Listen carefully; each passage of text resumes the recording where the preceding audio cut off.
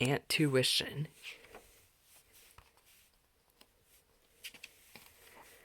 Miss Spider and Squirt were busy preparing food to store for the winter. "Can I go out and play, Mom?" Squirt begged. "Please." "Sorry, sweetie," Miss Spider replied. "We have to finish stashing our seeds. The first frost will be here before we know it." Struggling to carry a big basket of seeds, Squirt joined the other bugs as they filled the hollow stump in the meadow.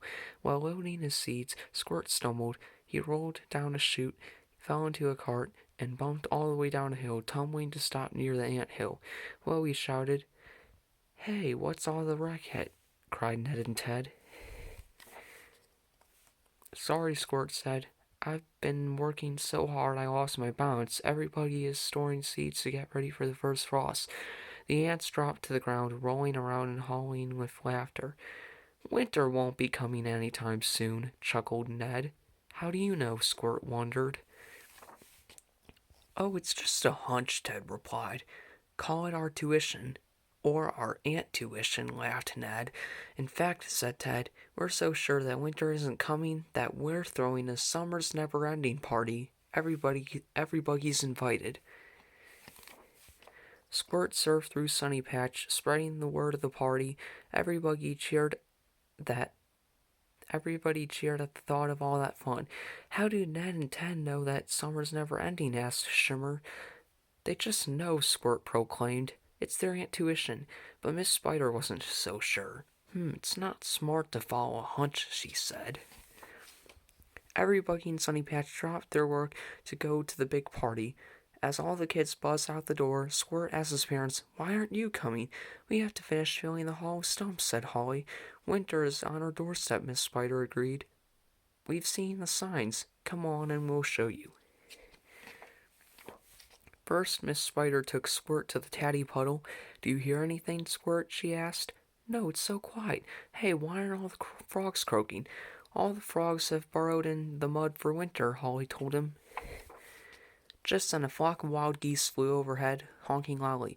"Look at those geese," Squirt cried. "I wonder where they're going." "They're flying south for the winter," Miss Spider exclaimed, "where it's nice and warm." "Because it's getting cold here," Squirt finished, nodding. A cold breeze swirled the leaves. "I guess Ned and Ted were wrong," Squirt shivered. "Winter is coming. Maybe we should get back to work and fill the hollow stump." "Good idea," Miss Spider and Holly agreed. They fetched the rest of the family from Ned and Ted's party and got back to work. Finally, after the rest of the food had been stored, Squirt and his family joined the Ant Brothers' party. All of a sudden, snow began to fall. Everybody squealed in horror. "Oh no, winter's here after all," cried Pillbug. "We never finished storing seeds in the stump," wailed Ennis. "Don't worry, Squirt," assured them. "Our family finished filling the stump. There's plenty of food to last the entire winter." After everybody had thanked them and gone home, Miss Spider's family had heard sniffling coming from the ant hill. "We're going to be antsicles by morning, Ned," wept Ted. "You poor ants had better come home with us," Miss Spider told them. Back at the cozy hole, everybody's faces glowed in front of the warm and toasty fire. "You know, Ned," said Ted, it's really good to plan ahead." "I know, Ted," said Ned. "I have a hunch it's going to be a great winter." Everybody laughed as they sipped hot cider.